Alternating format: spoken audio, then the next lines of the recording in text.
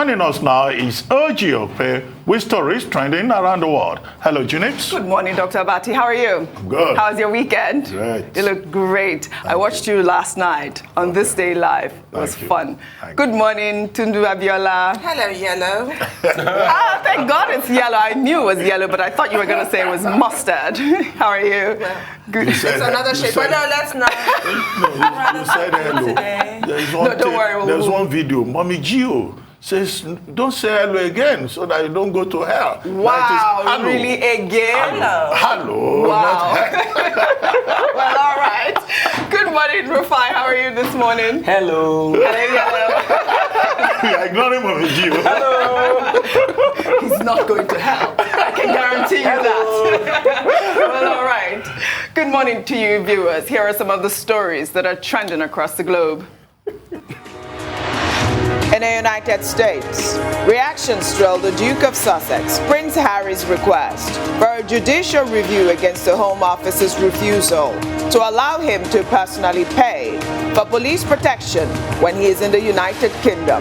The U.S.-based Duke argued that his private security team does not have adequate jurisdiction abroad. Prince Harry lost his taxpayers-funded police security after stepping back from royal duties in 2020. In Mali, tributes pour in for the country's former president, Ibrahim Boubacar Keïta, who died on Sunday at his home in Bamako, the country's capital. He was 76 years old. Keïta led for 7 years until 2020 before he was ousted in a coup. Under sports, Equatorial Guinea on Sunday delivered the biggest upset yet at the ongoing Africa Cup of Nations following a surprise 1-0 win over Algeria, the current defending champions, in their Group E encounter at the Douala Stadium in Cameroon. The defeat ended Algeria's 35-match unbeaten run that had stretched on from October 2018. Tennis champion Novak Djokovic faces a possible 3-year ban from entering Australia after his visa was cancelled and he was deported following 11 days of remarkable legal wrangling over his rights to remain in the country unvaccinated. The controversial decision was met by shock by his fans and family, with Djokovic's outraged father labeling it an assassination attempt against his son. Finally, under entertainment, the 6-year legal battle over the estate of pop superstar Prince ended over the weekend. According to reports, the United States Internal Revenue Service and the estate's administrator agreed to value Prince's estate at $156 million. The musician, who died of a fentanyl overdose in 2016, did not leave a will. He was 57 years old. During his career, he won 7 Grammys and received 38 Grammy nominations.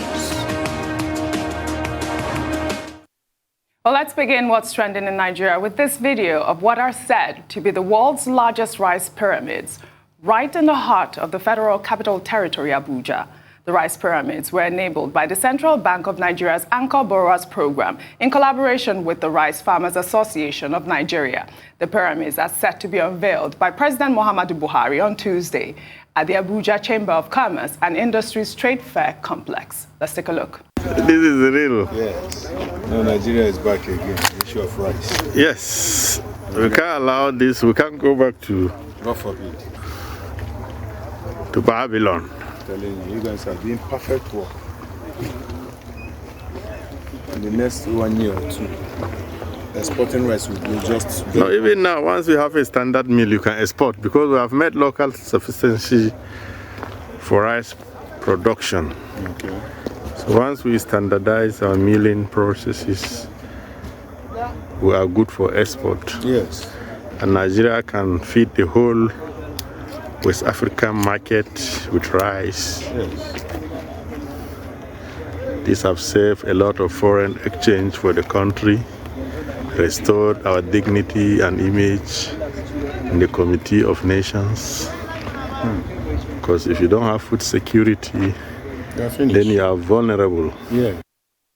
I think this is such a laudable project, Abiola. When I saw the videos online yesterday, I was so happy. I also saw one of the media aides of President Muhammadu Buhari going through the whole rice pyramid. And I thought, wow, this is Nigeria. And I mean, it's going to be unveiled tomorrow, like I believe you guys discussed a little bit on the global business segment, or Rotus's segment, correct? And I was saying that I thought that it was such a great initiative. It's been described as, you know, a major agricultural breakthrough for Nigeria. What I really like about the project is the fact that it has empowered at least 12.3 million people, I mean, for jobs. I mean, I think it's a great news for Monday morning, like you said. It's such a change. I really had to say, I didn't even know when I said it, because I'm not so tired of all the doom and gloom. Honestly, it's such a great story to start the week off with. And I think, obviously, it's harkening back visually to the halcyon days of the ground-up pyramids in Kano when Nigeria was Nigeria.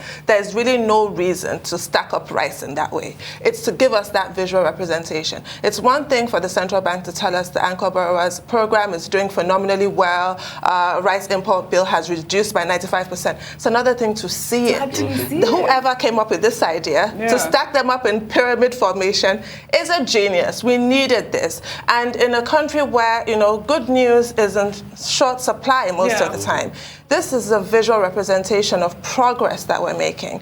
And SOCAS, I'll try and just paraphrase what I said with Roses, I hate repeating myself. And not just Abuja, this is pyramids, rice and maize in other states like Niger, Gombe, Ekiti, Kebbi State, which has recovered beautifully from the flood that they suffered a few years ago, which is another really great story. So I just really feel that this should be stressed. This should really be, everybody needs to see this. Yes.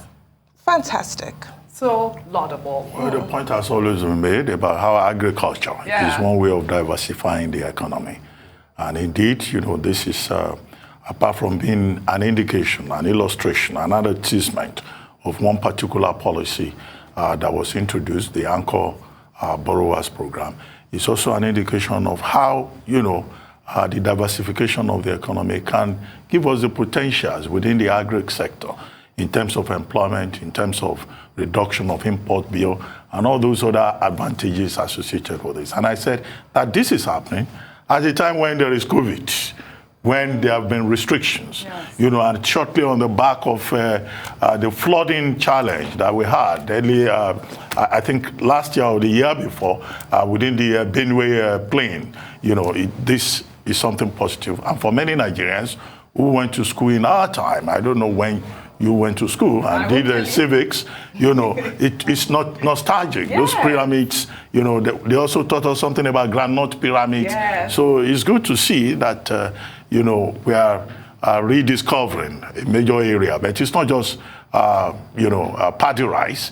It's also about other agricultural products. But one thing we still need to focus on is the value chain, the agricultural value chain. Okay, who and who will be empowered? All those people who will set up rice mills, and who are those other interested parties who, apart from the export that the commentator in that report was referring to, there are other things you can do with rice, you know, that can be exported. And there are companies like Olam and some other companies, you know, who have brought in technology and great expertise to make sure that we do this. So we would like to see this kind of progress, achievement, advancement, you know, with regard to other agricultural products, because you recall that the Anchor Borrowers Program focused on about 10 different items, including soybean, maize, cotton seeds, and all of that, you know, with loans and with seedlings being provided for some of them.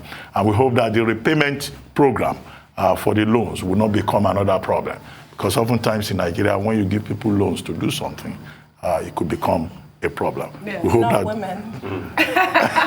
Well, this has empowered a lot of women as well. I mean, I just love that. I mean, I'm excited. You know, there's a popular saying that in God I trust, everything else is data. So what's the data? About 2012, we used to do 1.2 million metric tons import from Thailand. Now it's about 2,000 metric tons. So that's to show you there's a shortfall. Over 1 million metric tons shaved off. Good one, we have rice pyramids now. But the question is, what next? We still have many problems in the agri value chain. Agri is important for every economy. It pretty much stabilizes the economy, and that's why you need a lot of investment in it. In Nigeria's case, it's 26% of our GDP. It is overtaking oil. It's doing quite well. But there are areas we need to work on. There's post-harvest losses. That's a big problem. Over 50% of the things we produce still is lost to post-harvest losses because we don't have enough grains, silos, and the likes to store this food. You talked about the value chain, multiple value chains in the agri sector. Yeah. Take, for instance, the husk of the paddy of rice can be used in many areas in agriculture. Maybe you can use them for feed, additives to food and things like that. Animal care production, that's another one. Because agric is interrelated. So from crop production, you can get byproducts used for animal care and also show up the potential of that. And there's so much you can do in that regard. We must also bring in technology. There must be Internet of Things. There must be other, forms of science and technology that's being brought in, to be able to synchronize seasons and planting seasons, seedling and the likes. We must also bring in technology as regards the seed and yield per hectare, we do. These are the areas that if we can invest in, it can kickstart other sectors of the economy. Take, for instance, if we increase production in cotton seed, then we can start to improve on textile. Textile used to, at a point in this country, employ millions of people. In India, for instance, it employs well over 40 million people. So those are the possibilities we could look at, but this is a good way to start, and we can only push forward. Well said, guys. We shall take another story.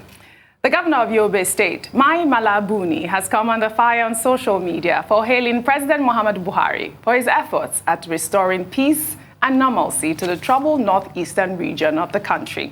The governor, who spoke at the 2022 annual Ma China Cultural Festival held in Yobe State on Sunday, said that the large and peaceful congregation witnessed during the event was evidence that the security situation in the northeast has improved, and as a result, the people of the region can now sleep with their two eyes closed. Let's take a reaction from Hassan, who wrote, "Are you kidding? The governor of Borno says 2 local government has been dislodged by Boko Haram, and you're here telling us that the northeast people are sleeping with 2 eyes closed. Fallacy." Well, in the meantime, the Islamic State of West Africa province over the weekend released a video of its fighters attacking the Toko Yusufu Buratai Institute for War and Peace in Bui local government area of Borno State. The insurgents invaded the Army Institute, which is located in the hometown of the immediate past Chief of Army Staff and current Nigerian ambassador to the Republic of Benin, Toko Buratai. In the video, the insurgents were seen firing in different directions with no resistance from military troops. They were also seen pulling down and burning flags, as well as some military vehicles on the campus. I mean, this was so horrific. We were discussing earlier, Rufai, where you said that at least 2 of our men died from this incident. Can you imagine the audacity from the governor of Yobe State saying that we can now sleep with our 2 eyes closed? I can't even sleep. I'm not in the northeastern region. I mean, it has to be kidding. It has to be kidding. I'm not sure. And you see, we should be careful when we say political talk. I mean, politicians tell a lot of pocky pies. That's fine. That's valid. We know politicians lie. But there's also the fact on ground. The fact on ground is that a lot of people can't sleep. In fact, insecurity, when you check the indices, has worsened. There was a stat that was brought out recently that prior to this time, we used to talk about insecurity in the northeast. Yeah. But now, do you know that close to 10,000 people died last year from insecurity in the northwest? So the northwest has overcome the northeast. So it's no longer in the northeast again. It's going to other parts of the north central, southeast, and the likes. Like I always say, in God I trust, the rest is data. The data shows you that things are getting worse off. Yes. 10,000 people died in circumstances that could have been avoided in the northwest. You're telling me people can sleep with their eyes closed? Unforgivable. No. I wasn't even sure what he was talking about, to be honest with you. I was thinking, is he being selfish, talking about like what you've just observed, that the scourge has moved westwards so that they are relieved. But really, if one person has a problem, then we all do, don't we? But then, and I recalled just last week, Governor Zulum, and I think that tweet referred to that.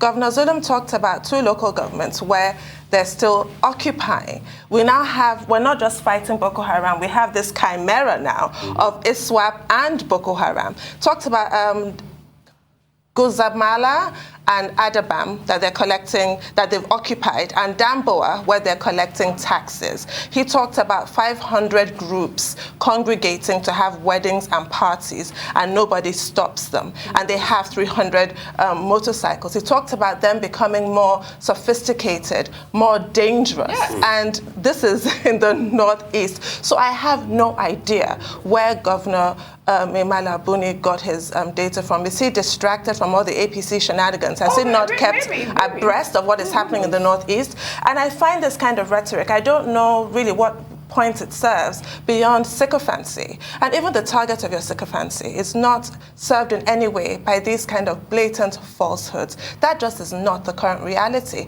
And it's just a slap in the face to the people who are suffering, who are being killed, who are being attacked. Look at what they have done in this Tuko Buratai Institute. Yes. They are attacking military formations in this manner. Broad daylight. So who are the rest of us?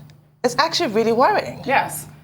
Dr. Abati. Okay, most of the points have been made, but just to put this accent on sycophancy, because this was at a festival. It's called the Annual Machina Festival.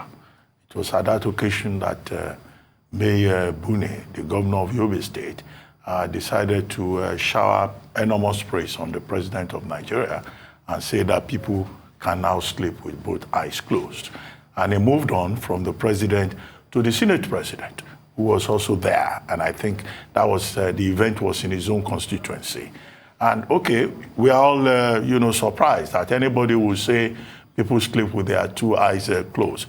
Let us even not talk about the Northeast. Even here in Lagos, people don't sleep with two eyes closed anymore. No. You have to be waking up again and again. You must have cameras around your building. As you are checking the entrance, you are checking the backyard. I don't know how we manage to survive anymore because, we're all very nervous citizens. Now, he said the evidence he provided was that the large attendance, the huge attendance at the festival. Now, what kind of reasoning ability is that?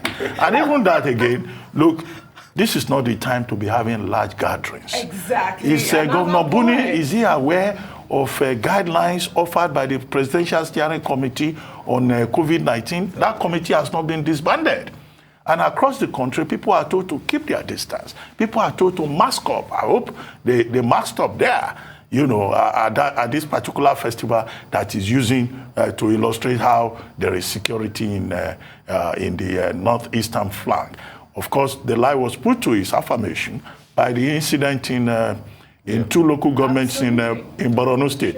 It's not just only the Buratai Institute, that's for the military, yes. There was also a police formation that was sacked by these terrorists. The only disagreement there was the police issuing a statement and saying nobody was kidnapped, but they did not deny that other incident also occurred. So the terrorists, the bandits, whatever you call them, they become so emboldened that now they've moved from attacking individuals to attacking security agencies directly, taking the battle to them. And then anyone, who is a governor, who is chief security officer of the state, who I believe, even if he has no powers, concrete powers under the Constitution, at least has access to security reports from the security agencies on a regular basis. So I think the governor is wrong, and I hope that the terrorists don't find a way to go and remind him that. No, I hope not. Absolutely not. Well, shall take our final story with this video showing the altercation that ensued between Nigerian police officers and officers of the Nigerian Security and Civil Defense Corps at an illegal refining depot in Obiakpo local government area of Rivers State. In the video, the chairman of the local government arrived at the depot, accusing some security personnel of aiding and abetting culprits involved in the pollution of the environment. Let's take a look at this video before we come back for a discussion. What is happening here now? What is happening here now? This is terrible. My God. This is the God. This is the headquarters. This is the headquarters. This is what you people be doing. What is your rank? I think AC2. This is AC1. That's ASP. Assistant Superintendent. How many star? One. Disarm him. Now, collect his rifle for me. So this That's what we have been doing. And the government is trying every... No. Every day. I will not take it. Are you seeing what police are doing? Police are fighting themselves. Police are fighting themselves. Are you seeing the conspiracy? What? Why? See the conspiracy. See the conspiracy. Are you seeing the conspiracy? This was unbelievable when I saw this over the weekend, Rufai. Shocking. So shocking. So the civil defense that is supposed to protect and ensure things like this, illegal refinery and siphoning and stealing fuel doesn't happen, they're the ones now conniving to steal. There's been a reaction at the top echelon of the civil defense. They've said they're going to dismiss and put people out of there. But it just shows the effect of oil theft, illegal refineries, and the effect on the environment in Port Harcourt. Port Harcourt used to be the garden city before, had lush, beautiful gardens. Now it is the soot city of Nigeria, and people are dying of cancer. Well, we don't have much time. Yes. All this is economic sabotage, it's ecocide, and nothing is being done about it. There's no way this level of oil theft and the illegal refineries operating can be doing so without a level of collusion with the security forces. And we've seen in this video, the person that was saying, can you see the conspiracy? He's so right, because there's a conspiracy between our security forces and criminals. Yes. It's a disgrace. Big disgrace. Well, in 2017, the Rivers State government set up a committee to look into this kind of sabotage, and conflict with very grave implications for the environment and also peace and stability in the state. Some people were arrested. In 2019, the Rivers State government again set up another committee to check oil theft, illegal refineries, the burning of petroleum products with implications for the environment. Only a few weeks ago, when the governor of Rivers State gave his New Year address, it was also a special paragraph. And in fact, on that occasion, he charged the chairman of all the local governments where there are illegal refineries or activities, and that any local government that could assist the state government in giving information will be awarded 2 million naira as a compensation. And there is a task force in place that is supposed to go around. But you find that year after year, the problem remains. So that you now have groups in Rivers State, in Port Harcourt, a group called Rivers Renaissance, coming forward to say, look, the people of Port Harcourt, they are dying. People are having respiratory problems, bronchitis, asthma, and all kinds of ailments. So it's not just economic sabotage, it's also the threat to the environment. And to think that this was the kind of thing that people like Ken Saro-Wiwa lived, fought, and died for, and that no progress has been made. And Port Harcourt has become a very ugly city on this account. Well, we don't know whether this administration will be able to resolve it, but it's a shame. We hope so. That this is what we have. Thank you very much. Thank you guys for your beautiful analysis. That's all I have for you on What's Trending today. I'll see you tomorrow.